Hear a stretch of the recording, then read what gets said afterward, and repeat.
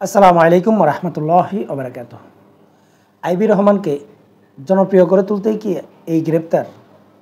এমনিতে সাবেক রাষ্ট্রপতি আব্দুল হামিদকে চিকিৎসা করতে বাইরে যেতে দেওয়ায় আসলে পুরো বাংলাদেশের সোশ্যাল মিডিয়া বলেন আর রাজপথ বলেন দুইটাই কিন্তু উত্তপ্ত। অনেকগুলো দল মিলে আসলে আওয়ামী লীগকে নিষিদ্ধ করা নিয়ে আসলে আন্দোলন করছে এবং যমুনায় অবস্থান করছে।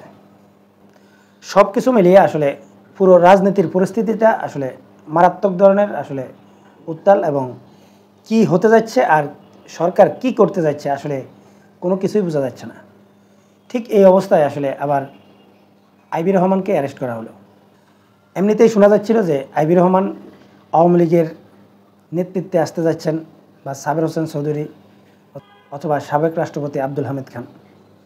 আমার মতে আসলে এই আব্দুল হামিদ আসলে তার যেই বয়স, এই বয়স অনুযায়ী এবং আওয়ামী লীগের বর্তমান যেই পরিস্থিতি, এই পরিস্থিতিতে তার নেতৃত্ব দেওয়া অসম্ভব।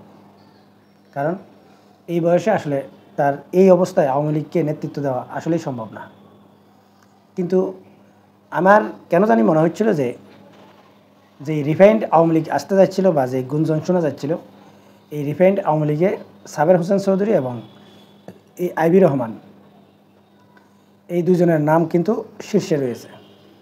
কিন্তু আমার ব্যক্তিগত মতে আসলে সাবের হোসেন চৌধুরীকে শেখ হাসিনা এই আওয়ামী লীগের নেতৃত্বে আনবেন বা তিনি পরিপূর্ণভাবে বিশ্বাস করবেন সেটা মনে হচ্ছে না। কিন্তু এই আইবি রহমানকে শেখ হাসিনা 100% বিশ্বাস করবে। এবং আমার ধারণা যে বর্তমান পরিস্থিতিতে আইবি রহমান কিন্তু এই রিফাইন্ড আওয়ামী লীগের নেতৃত্বে আসতে যাচ্ছিল। যেহেতু এখন আওয়ামী লীগকে নিষিদ্ধ করা নিয়ে আসলে আন্দোলন চলছে, তাই যে কোনো কিছু আসলে করতে পারে, অথবা এই সরকারের পক্ষ থেকে আসলে আওয়ামী লীগ নিষিদ্ধের অথবা আওয়ামী লীগকে নিবন্ধন বাতিলের একটা ঘোষণা আসতে পারে। যদি শুধুমাত্র আওয়ামী লীগের নিবন্ধন সাময়িক বাতিল করা হয়, তাহলে অবশ্যই দল হিসেবে নিষিদ্ধ হবে না আওয়ামী লীগ। যদি দল হিসেবে আওয়ামী লীগ নিষিদ্ধ না হয়, তাহলে আইবি রহমান আওয়ামী লীগের নেতৃত্বে আসতে যাচ্ছেন, এটা আমার কেন জানি মনে হচ্ছে যে এটা নিশ্চিত। এখন আইবি রহমানকে আসলে এই মুহূর্তে এই অবস্থায় কেন অ্যারেস্ট করা হলো? প্রশ্ন হচ্ছে যে আওয়ামী লীগের বিচার চাওয়া হচ্ছে, বা আওয়ামী লীগের মধ্যে যারা অপরাধী রয়েছে তাদের বিচারের দাবি আমিও করি।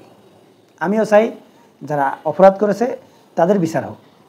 কিন্তু এই আওয়ামী লীগ সরকারের বিদায়ের 8 মাস পরে কেন আসলে আইবি রহমানকে এই গ্রেপ্তার করা হলো, এবং এত নাটক আসলে কেন করা হলো? নানা রকম নাটকীয়তা কিন্তু দেখা যাচ্ছে এই আইবি রহমানকে অ্যারেস্ট করা নিয়ে। তাকে 5-6 ঘন্টা ধরে অভিযান চালিয়ে তাকে অ্যারেস্ট করা হলো। আবার তিনি সংবাদ সম্মেলন করলেন, এবং সংবাদ সম্মেলনে তিনি যেই প্রশ্নগুলো আসলে দেশবাসীর কাছে রেখেছেন, এগুলোর উত্তরটা আসলে কারা দেবে?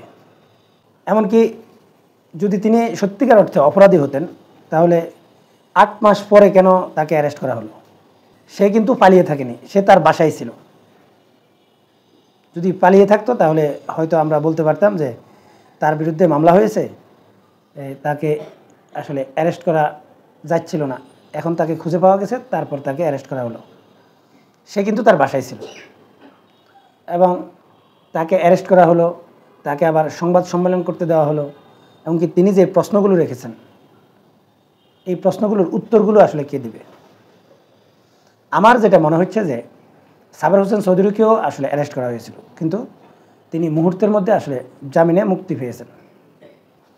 এবং আইবি রহমানকে যেই প্রক্রিয়ায় অ্যারেস্ট করা হলো বা যেই মামলায় অ্যারেস্ট করা হলো, আসলে এগুলো থেকেও আমার মনে হয় তিনি খুব দ্রুত জামিনে মুক্তি পেয়ে যাবেন।